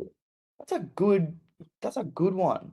What is that show? Oh no, I'm thinking of a different show, but that's a good specialist topic. They had that show called like The Floor, where like, Oh yeah, yeah, yeah, but they just go back 30 seconds and they keep it really simple. It's like yeah. I think yeah, anyway. Oh, Yeah.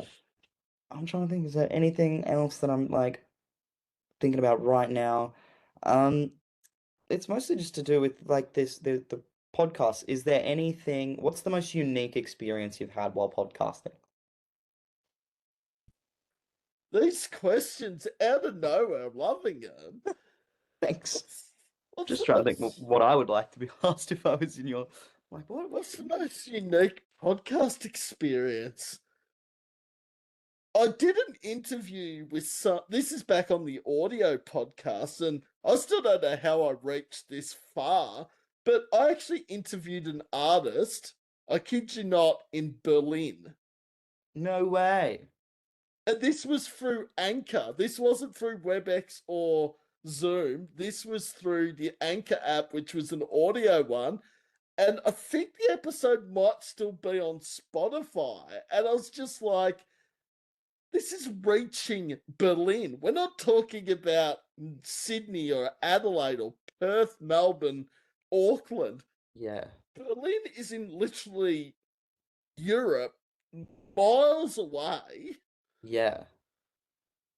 Yeah, ages away. Uh uh Give me 1 second, just 1 sec.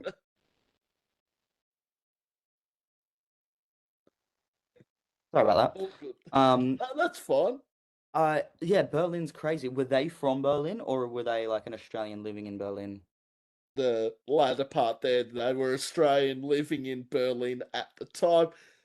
And the funniest thing about that interview was the only time the connection died, funnily enough, was when his phone went flat. It Oh, stayed connected the whole time, but he was out in the paddock somewhere and was about, I don't know, a kilometer away from the home. So it's like, I didn't, the disconnection wasn't because the connection was bad, it was because my phone went flat. yeah. I'm Yeah. just thinking, and that was an hour and 20 into the interview. I'm just like, for that to stay connected for that long is an impressive feat in itself. That's very impressive. That's very impressive. I That reminds me of when I was in LA 2 years ago and I had just put one of the song like a single out, Get Down Right Now, and um I was doing radio interviews while I was over in LA. Doing radio interviews with like Kiss, and I'm like I remember doing a FaceTime, and if I was in Sydney, I was meant to go into the Kiss office, like to do the interview live, and because I was away, I had to do like a Zoom or one of these sort of video calls, and it was like so surreal being like I'm on the radio back home in Australia with Kiss, but I'm in LA, and I'm like it's like I can't remember what time. It might be like 11 p.m. here, and it's like 9 a.m. Like it was a completely different. And I'm like trying to wrap my head around it. It was all very surreal, so surreal and scaled that I was like, "Is this happening? Is this really happening?" And it was very like pinch me moment, you know. So I get what you mean with the Berlin one being like, this podcast is all it's reaching that scope right now. That's sick. That's sick. It's a good And one. also very similar to the US one as well, because I it was 5 o'clock Australian time PM, but it was only 7 a.m. in Berlin. I said, you sure you don't want me to do it at like 10 p.m. Australian time and midday over there? He's like, no, I'm up. We'll do it at 5 p.m. Australian time. I'm like, all right. I gave Fair you the enough. option. Fair enough. Good on him for getting up, like for Mm. going for it. Yeah. He might have Um, even, I felt like he might have been a farmer or he was doing farming over there. And I'm thinking that's probably why he was up at 7 o'clock and in a paddock. wow. Good on him. A farmer is what do they do? Are they an artist or He was an artist, yeah. a farmer? That's cool. That's sick. I guess if I had one more question, it would probably be who, I guess start with just alive, but then you can give a dead or alive option. Who would be the dream guest? Oh, alive. There's so many I could say that have passed away. I Um, think, even though it's not my style of music, but incredible artist, dead, David Bowie. yeah, yeah, good I choice. just think that man, again, not my era, not my sort of music, but total respect for that guy and what he did in the music scene. Great answer. Great answer. Yeah. Sick answer. Alive, alive. Oh, Mark Ronson. It's a bit out there, Oh yeah. but Love me some Mark Ronson. That's and a of good course answer. Bruno Mars, Yeah. Uptown Funk. Yeah. Oof. He did this song with Camille Cabello that I love called Never I try to never find you again. I try to pass the night away with somebody new. It's such a good song. I love the production on it. Um, and he did the what did he do? Did he do Nothing Breaks Like a Heart? That was Miley Cyrus, wasn't it? Yeah, but did Mark Ronson produce that? I think he, Or was it yeah, he Mal? did Yeah, do that. I think so. I love Mark Ronson. That's such a good pull.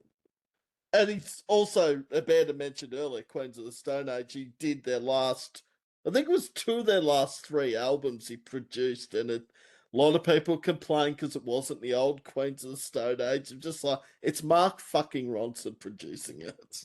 Who Mark Ronson. cares? It's Mark Ron. Valerie, didn't he do Valerie? Yeah, Amy Yeah, Winehouse. and Back in Black. Didn't he do both of those? Yeah, the guy's got some pretty good That's a great. accomplishments. Yeah. Yeah, that's a good answer. That is such a good answer. Well, Uptown Funk went something like 14 times platinum or something. One of the best songs ever. It's just one of the best songs that have ever been written and produced. It's so simple. Do Do do do. do do do do do. Me and my brother, we could sit here and literally just do the instrumental with our voices, like down down down down down down down down down down down. Ah, give it. Saturday night was in the spot. Don't believe me, just what? Me, Okay. me and my brother could do the whole instrumental part. That's how iconic that song is. It's like not even just singing the lyrics. We could sing the each instrument, which is crazy. It's so like so just known, you know what I mean? Yeah, that's a great answer. I love that answer. I don't think I could have given a better answer myself than Mark Ronson. That's a great answer. And I know a lot of people are going to watch this and say they're totally different to what you listen to, but in some sense they're not. Like Mark Ronson has produced some songs and albums that I've loved, and David Bowie just, yeah, if I grew up 30 years before I was born, or maybe not 30, maybe 10, 15, I would have been around for a lot of the David Bowie stuff with Life Mm, on Mars and Space Oddity and Heroes. yes. And what an incredible like performer and writer. He would have been a great interview. Yeah. I can't believe that's 10 years since he died. David Bowie now. That's, 10 years? yeah, because it's 10 years since Chris Cornell and, sorry, it's 10 years since Prince died. So next year will be 10 years since Chris Cornell died. It was only like 12 months apart. I'm like, how is that 10 years? Oh, that's crazy. That's crazy. Hard year 2016 and 17 for deaths in music for me. I mean, yeah, Bowie, Prince, Chester Bennington, Chris Cornell, not really the easiest. Like, those four were huge influences in all genres of music, obviously. Yes. Yeah. Yeah. Um, what was I just thinking? Sorry, my mind just went blank. I was thinking about, yeah, Mark Ronson would be amazing. David Bowie would be amazing. Oh, that's what I was gonna say. Did you see that? Because a similar like producer thing is Benny Blanco. He's putting out a new album, which Where's I heard that name before? I don't think he's ever put out an album. Benny Blanco is dating Selena Gomez. He like produced all of Kesha's stuff. He produced a lot of Justin Bieber's stuff. He did a lot on the Divide album as well, production wise. Um, he's just like produced. If he's probably been in the room for like if you name a pop song, he was there in the room where it happened. Um, Benny Blanco, yeah, and he I don't think he's ever put out an album though, and apparently he's putting out an album. I don't know if he's the artist on it or if it's just all features like DJ Khaled would do, but looking forward to see what it's all about. Yeah, I've just heard that name from somewhere and I don't know where. It probably is a lot of the songs that he's produced. Yeah. Or it might be thinking of someone with the same similar initials or BB, but DB, yeah.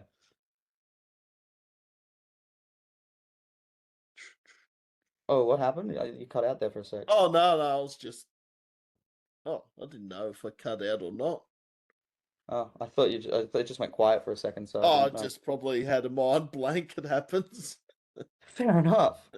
Yeah, no, Benny Blanco's a massive, massive producer. Kind of like Mark Ronson, but Yeah. probably but same thing. They're both just producers who have made some of like the most iconic songs, and it's like very impressive their discography. And some people might not even know who they are. They're not necessarily like the Bruno Marses, the Adeles, the Katy Perrys, the Migoses. Like then they're just the behind the scenes producer, and they do like all the magic dust that makes a hit record. So I just thought while you were on the Mark Ronson topic, I'd ask if you heard about the new album about Benny Blanco's putting out, but no, fair enough. Well, I probably will see and hear about it though, because it'll probably be all over the internet when it drops. Yeah, I assume it will. I assume it will. He's just, he's very known. Yeah, those were really good choices for the podcast guests. I don't know if I have any more questions off the top of my head. I'm glad Of you the liked the ones I did. questions. Yeah, I'm glad you liked the ones I did ask. Yeah, yeah. If I come up with more, I'll come up with more for the next one, I Obviously. definitely want a part two with Dinley I Jones. There's no doubt about it, as I do with all the guests. would Seriously, love part like, two. Love a part two. I love a good chat, and I love just talking about anything and everything. And we've talked about some stuff I love here today. A bit about film, a bit about music, a bit about WWE, a bit about game panel, shows. game shows and panel shows and like this is some of my favorite stuff to talk about. You've piqued my interest with these topics, and Well, shit, I've got to up my game for next time then. What do we. just be yourself. We've got some. We're natural conversationalists. We'll find some good topics, I'm sure. I keep coming back to this. I think it's when you don't know much about the person on the other end you're chatting to, it's easier to have a conversation with. Why? I don't know. But Because you don't know anything yet. Once you know stuff, you're like, cool, I know it. But we'll make it happen. It'll be great. We'll have a good time. We'll make part two just as good, and And some people will listen to the sequel before they've watched the original. oh, I don't like this part of the interview chat. I don't. I hate it. It sounds weird and horrible, but I just don't like the end. I just wish this could just never end. Unfortunately, it does have to end because uh, there's probably a cut-off point with YouTube on how long an interview can be, I would think.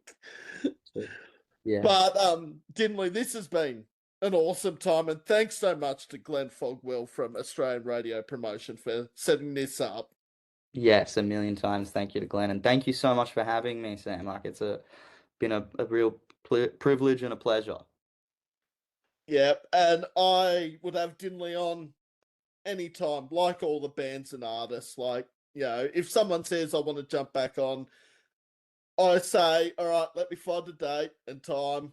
That's generally the answer most bands get because there is a list growing at the moment, and all these bands and artists are going to be on. It's just, it might take maybe 3 or 4 months for some bands, but it will happen. I'm eagerly awaiting the schedule. I will be keeping an eye on my calendar. You just let me know. Sounds good to me, Dinley. And I might send you the link to this episode through email tomorrow once it's uploaded. However you want. And be sure to check out Dinley Jones on all the socials and YouTube, Spotify, etc. Yes. Do you mind if before we go, I'm just going to take a little selfie of the screen? Is that cool? Go for it. You can do anything, literally. Ready? All right. Nice. That's good. I'm gonna put this up as a little advert on me socials. That's awesome. There's not many things I won't do for Mate, me neither. interviewers. Like, yeah, I'm happy if you take a selfie or plaster it as a story or newsreel. It doesn't bother me in the slightest. Whatever. Even if bands want me to send you a Dropbox file and send it through that way as well, I know how to use Dropbox, so that's always an alternative as well. However works. I'm happy to get the email. And do whatever. Dropbox is cool too. I really don't mind. Send it to me however is good for you. Or just send me a YouTube link tomorrow or whenever. Like that's cool. I'm cool. I don't usually use Facebook too often, so I'm sorry about missing any messages on Facebook. But you can send it on Facebook if you want. I don't really Yeah. mind. Oh, Um, that's all right. We got there in the end anyway, so. We did. And next time we should find a little we should turn the interview into a little mini like game show and we should like each bring each other Ah, like a game of categories or like a game of hangman and we'll play it on the we'll play it while we interview. that's very unique. I like that suggestion. Yeah, make it a bit fun. Make Hey it a bit man, it's silly. like, does this word have an A in it? Yeah. No. Nope. Next question. Have some fun with Oh, it. what's that game with all the things and you roll the dice and then it comes up with a letter and you have to name a certain, is it categories I'm trying to think of where it's like, yeah, you have to write a fruit, for example, that starts with the letter A if you roll it. So like you wouldn't go apple, you'd go something like an apricot that's less obscure. It's sounding a lot like pointless actually. Yeah, but with the dice. Never Yes, I seen think those it's dice. called It's cool. categories, I think, but I don't have it with me. Ah, well, I'm gonna look into categories. We'll figure out what fun little games we can play while we do the interview next time, so that there's just something in the background. Just like imagine just a whiteboard with like a game of hangman on in the background the whole time that just slowly gets played throughout the. That'd be hilarious to watch back. I'm down for anything over WebEx. Actually, that's something I really want to look at into the future with these WebEx. Some unique things, and maybe, like Dinley said, maybe a game in the background on a whiteboard, like a Hangman or a Trivial Pursuit or whatever it may be. That just slowly gets like done throughout the game. Throughout the interview, slowly like develops either like for if it's Hangman, either the letters start getting filled in like throughout the hour and a half, 2 hour process, or the man starts getting drawn piece by Oh, piece throughout the and you can draw it and you could cut to timestamps in the video and be like, oh. oh, it's changing, it's changing. That's so good. That'd be a great idea. But yeah, fun games like that, or even like yeah, like a mini, what do you call it, a Jeopardy thing that we set up, or I'll make like a Jeopardy thing and you can play it while we. That'd be hilarious. Monopoly might be a little bit harder to play over WebEx. I don't know how you'd try Really hard. Monopoly. We'll get our own virtual deal or no deal going on, and we'll put it. Or the virtual the chase. Bring back like, yeah, just sort of like this is reminiscent of Sam's experience on the chase. Yeah, dude, that'd be sick. that would be sick. I'm keen. I'm gonna be thinking about it.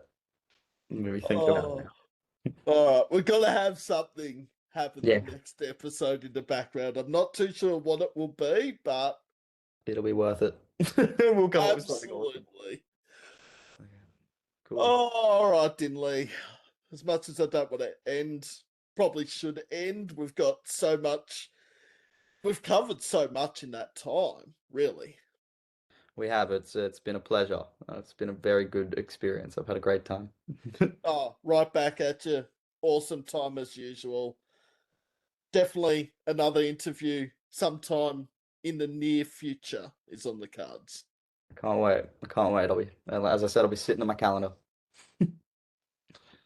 All right, Dinley, enjoy the rest of your Sunday evening and we'll stay in touch.